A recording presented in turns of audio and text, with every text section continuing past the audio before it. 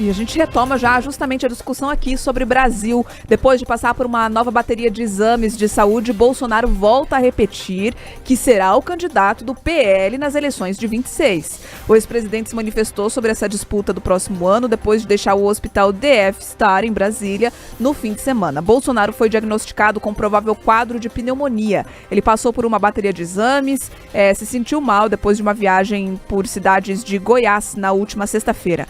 Apesar do diagnóstico apontar a possibilidade de pneumonia, ele foi liberado para seguir o tratamento em casa. Ao deixar o hospital, o Bolsonaro disse que estava se sentindo meio tonto, mas bem, e reclamou das crises de soluço que afirmou ter com frequência. Bolsonaro deixou o hospital com um monitor de pressão arterial e vai tomar antibióticos por uma semana. Ele também foi orientado a comer mais devagar para evitar as crises de soluço.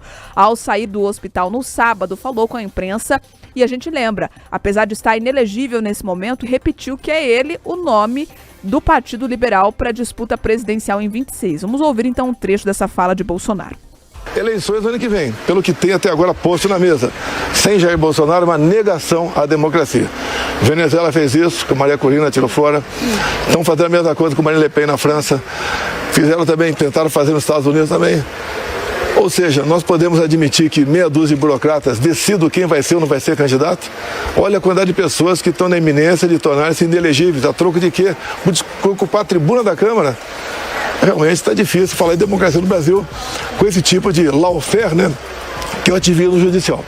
Olha, o ex-presidente também disse que foi incumbido por Valdemar Costa Neto, que é o presidente do PL, de articular o lançamento das candidaturas para o Senado. Segundo ele, a formação de uma bancada forte na Casa é uma prioridade para reequilibrar os poderes e para que possa se falar, de fato, em democracia. Bolsonaro já esteve aqui no Paraná, inclusive cumprindo essa agenda com Felipe Barros, percorre outros estados brasileiros incubando, encampando esses nomes que devem ser protagonizados pela sigla para a disputa para o Senado, mas ele permanece ali firme e forte, dizendo que é o nome para 2026 do PL. A gente lembra, até esse momento, Manuela, Bolsonaro está inelegível. Até 2026, a expectativa é de que a situação dele, junto com a justiça, pelo menos, fique até mais delicada do que mais folgada, digamos assim.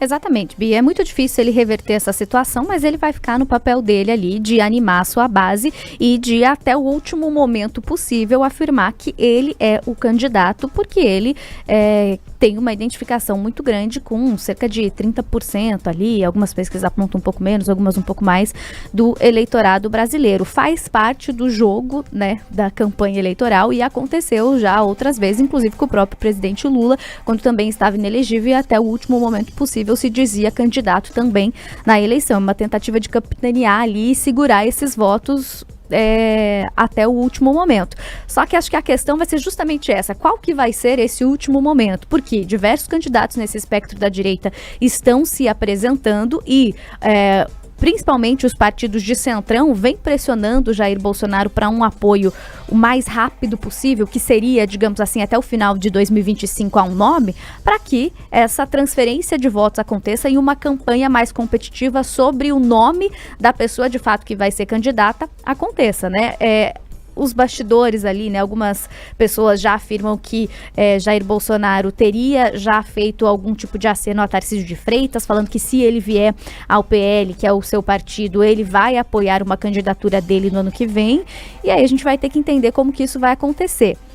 É um apoio extremamente importante para qualquer candidato que queira se colocar nesse espectro da direita para que consiga chegar a um segundo turno, porque a gente está falando da principal liderança da direita no país. E aí a gente sempre fica naquele equilíbrio da balança que eu e o Carlos a gente já vem colocando aqui. O apoio, ele é essencial de Jair Bolsonaro. É por isso que o Centrão vem pressionando tanto para que o apoio aconteça o quanto antes, para que uma campanha, né, se utilizando ali do nome já do candidato, também consiga começar o quanto antes, porque essa pessoa também não pode abraçar para si justamente a rejeição de Bolsonaro. É isso que a gente vai ter que entender como é que vai acontecer, né, Carlos? E temos que também colocar nessa mesa aqui a questão da legislação eleitoral, que prevê ali a descompatibilização em abril, 6 meses antes da eleição. Então, para Tarcísio de Freitas, essa sinalização de Jair Bolsonaro tem que vir até o final de março. porque ele precisa decidir se vai ou não deixar o governo de São Paulo para disputar a presidência da República. Tem muita coisa em jogo, já que comenta-se em São Paulo que uma reeleição de Tarcísio de Freitas seria um caminho já pavimentado. Agora eu quero destacar o segundo trecho da entrevista de Jair Bolsonaro, quando ele disse que foi incumbido por Valdemar da Costa Neto, presidente nacional do PL, particular o lançamento de candidaturas ao Senado. Que ele diz o seguinte, que ele quer uma bancada mais forte na Casa Alta, no Senado Federal, que a prioridade é para reequilibrar os poderes e para que se possa falar em democracia de verdade. Então é aquele morde e assopra de Jair Bolsonaro. Ele vai para cima do Supremo quando ele fala em reequilibrar as forças, reequilibrar os poderes. Na visão dele, o Supremo está extrapolando a sua prerrogativa, as suas funções, indo, por exemplo, legislar, indo por vezes até decidir a atribuição que seria do Palácio do Planalto. E aí ele fala nesse reequilíbrio de força. E por que eu digo esse morde e assopra? Porque perante Alexandre de Moraes, ele chegou a pedir desculpa de uma fala em que ele teria atribuído aí aos ministros, em especial Fachin, Barroso e o próprio Alexandre de Moraes, de terem recebido 30, 50 milhões de dólares numa eleição, para fraudar a eleição no país. Pediu desculpa, disse que não tinha prova nenhuma, pediu desculpa ali e agora ele volta a aumentar esse tom contra o Supremo Tribunal Federal, falando nessa necessidade de reequilibrar as forças. E aí, Jair Bolsonaro, sim, está se empenhando pessoalmente para escolher os candidatos ao Senado, porque quer fazer uma bancada ainda mais forte. Inclusive, o que se comenta é que ele participa da escolha até do suplente, porque o candidato eleito pode aí assumir uma outra função, assumiria o suplente. O Bolsonaro não quer perder esse protagonismo no Senado Federal. Agora 7h59. Repita.